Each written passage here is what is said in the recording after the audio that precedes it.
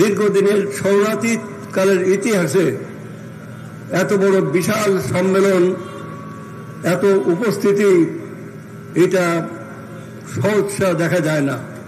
আমার মনে হচ্ছে আমরা যেন সেই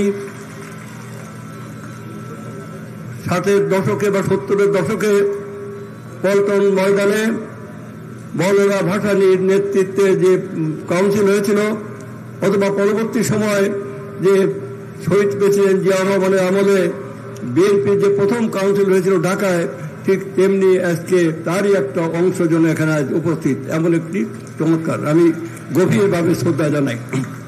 সংক্ষেপে আমি আমার বক্তব্য রাখবো, সেটা হচ্ছে এই যে 5 তারিখে যে ছাত্র জনতার গণ অভ্যুত্থানের মাঝ দিয়ে শতাব্দীর নিকৃষ্ট ফ্যাসিস্ট, তাকে তুলনা করা যায় হিটলার, মুসলিনি, নমরুদ, ফেরাউন, হালাকু খান, চঙ্গিস খান, অথবা তাদের চেয়েও ভয়ঙ্কর ফ্যাসিস্ট হাসিনা। সেই হাসিনার পতন হয়েছে এবং এই পতনের জন্য গত 16 বছর আমাদের দেশের মানে মেহনতি মানুষ, শ্রমিক, কৃষক, বিভিন্ন পেশাজীবী মানুষ, ছাত্র জনতা যে আন্দোলন সংগ্রাম করেছেন, সেই আন্দোলনে নেতৃত্ব দিয়েছেন সমস্ত স্তরে আমাদের পার্টির জনাব ভারপ্রাপ্ত চেয়ারম্যান জনাব তারেক রহমান এবং পার্টির নেতৃবৃন্দ। সেই ফ্যাসিবাদের পতন হয়েছে। এখানে একজন বলেছেন যে হাসিনা এখন কোথায় আছে, কোথায় গেছে, কোন জায়গা আছে জানতে পারেনি। শরৎচন্দ্রের উপন্যাসে এক জায়গায় কথা আছে যে সুরবালা এখন কোথায় আছে, কেমন আছে জানতেও ইচ্ছে করে না। অতএব হাসিনা কোথায় আছে, কেমন আছে, এটা আমরা জানতেও চাই না। শুধু এইটুকু বলতে চাই, বাংলাদেশের সমস্ত কিছুকে ধ্বংস করে এদেশের অর্থনীতি, এদেশের অর্থ বাণিজ্য, এদেশের শিক্ষা সংস্কৃতি, এদেশের মানবিক মূল্যবোধ, গণতান্ত্রিক এবং সাংগঠনিক প্রতিষ্ঠানগুলোকে ধ্বংস করে দিয়ে, বিচার বিভাগকে ধ্বংস করে দিয়ে, যে ভয়ঙ্কর নিপীড়ন নির্যাতন করে এদেশে হাজার হাজার লক্ষ লক্ষ কোটি টাকা লুটপাট করে দেশের বিরুদ্ধে, দেশের বাইরে পাচার করেছে, যে হাসিনা এখানে বিচার বিভাগ ধ্বংস করে তাদের পরিচালিত বিচারালয়ে যেভাবে তার শোষণ এবং চাষের রাজত্বে মানুষের উপরে অত্যাচার নির্যাতন করেছে, সেই হাসিনার পতন ছিল ইতিহাসের নিয়মে, এটা অনিবার্য এবং অনিবার্যভাবেই শেখ হাসিনার পতন হয়েছে। ফ্যাসিস্ট শক্তির এভাবেই পতন হয়। সংগ্রামী বন্ধুগণ, এই ফ্যাসিস্ট কখনো ফিরে আসে না। যদি ফিরে আসতো তাহলে হিটলার ফিরে আসতো, মুসলিনি ফিরে আসতো, নমরুদ ফিরে আসতো, চেঙ্গিস খান ফিরে আসতো, শেখ মুজিব ফিরে আসতো, টিক্কা খান ফিরে আসতো। কোন ফ্যাসিবাদী শক্তি পৃথিবীর ইতিহাসে কখনো ফিরে আসে না। আর আওয়ামী লীগ, আমি কালকে যশোরে বলেছিলাম, এরা তো একটা পলাতক শক্তি। 1971 সালের 25 মার্চ রাতের বেলায় শেখ মুজিবুর রহমান পাক বাহিনীর কাছে আত্মসমর্পণ করে তিনি ধরা দিয়ে তিনি পাকিস্তানে চলে গেলেন এবং বলে গেলেন, তোরা সব পালিয়ে যা। তাজউদ্দিন সাহেব একটা টেপ রেকর্ডার দিয়ে বললেন যে আপনি যাওয়ার আগে একটা স্বাধীনতার ঘোষণা দিয়ে যান। উনি বললেন যে তোরা কি আমাকে রাষ্ট্রদ্রোহী বানাবি? একটা পর্যায়ে বললেন তাহলে চলেন আমরা কোথাও যে আমরা দেশের ভিতর থেকে যুদ্ধ পরিচালনা করি। ওরা বলে I say you get out. Sheikh Mujib তাদেরকে বের করে দিলেন এবং তার পরের দিন এদেশে 162 জন এমপিএ, 162 জন এমএলএ, 313 জন এমপিএ সবাই পালিয়ে চলে গেল ভারতে। চুয়াডাঙ্গার মুরব্বীরা জানেন, এখানে আওয়ামী লীগের সমস্ত নেতারা ট্রেজারি লুট করে টাকা পয়সা নিয়ে সেই লুটেরা চলে গেল বিভিন্ন দেশে।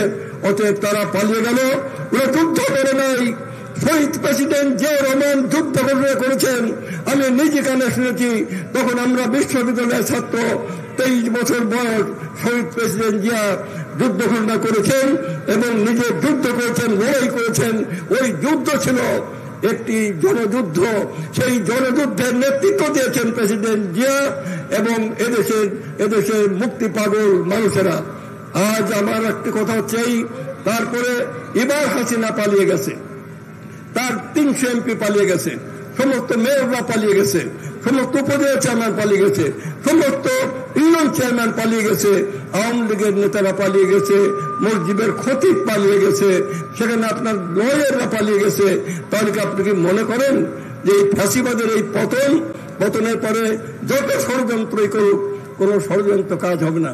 কারণ 5 তারিখের এই যে বিপ্লবী গণঅভ্যুত্থানের যে গভীরতা, এর তাৎপর্য আজকে বিশ্লেষণ হচ্ছে সারা পৃথিবীতে, রিসার্চ হচ্ছে যে কেন বাংলাদেশের সমস্ত জনগণ রাস্তায় নেমে আসলো, কেন বিশ্ববিদ্যালয়ের একটি তরুণ ছাত্রী বলছে বুকের ভিতর উঠছে ঝড়, বুক পেতেছি গুলি কর, কেন একটি ছাত্রী বলছে যে পেছনে পুলিশ, হাতে উদ্যত রাইফেল, সামনে আমার বাংলাদেশ, ওদের বাংলাদেশের জন্য তারা বুকে রক্ত ঢেলে দিতে পারে। এই রক্ত, এই গুম খুন অত্যাচার 16 বছরের যে আন্দোলন সংগ্রামের কালমিনেশন, সেইটা হয়েছে।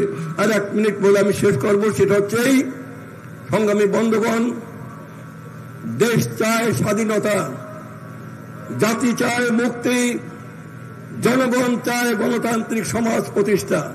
তা জনগণের গণতান্ত্রিক সমাজ প্রতিষ্ঠার জন্য এই দেশের সমস্ত জনগণের আকাঙ্ক্ষা হচ্ছে, সমস্ত জনগণের চাহিদা হচ্ছে এই দেশে দ্রুততম সময়ের মধ্যে এই সংস্কার শেষ করে নির্বাচন দিতে হবে। জনগণের নির্বাচিত প্রতিনিধিরা তারা এই দেশের স্বাধীনতা সার্বভৌমত্ব রক্ষা করবে, তারা এই দেশের পরিবর্তন আনবে এবং তারা এই দেশ শাসন করবে। এইটা হচ্ছে জনগণের আকাঙ্ক্ষা। আমি বর্তমান সরকারের কাছে এই কথা বলতে চাই, যত দ্রুততম সময়ের মধ্যে আপনাদের প্রয়োজনীয় সংস্কার কি করবেন, প্রয়োজনীয় রাজনৈতিক নেতৃবৃন্দের সাথে আলোচনা করে আপনারা সেই সংস্কার শেষ করে এখানে নির্বাচন দিয়ে দিন। কারণ এই দেশের জনগণের মেজাজ এবং তার আকাঙ্ক্ষাকে ছোট করে দেখবেন না। এই কথা বলে আমি আমার বক্তব্য শেষ করছি। বাংলাদেশ জিন্দাবাদ, বাংলাদেশ জাতীয়তাবাদী দল জিন্দাবাদ, শহীদ প্রেসিডেন্ট জিয়াউর রহমান অমর হোক, বেগম খালেদা জিয়া জিন্দাবাদ, জনাব তারেক রহমান জিন্দাবাদ।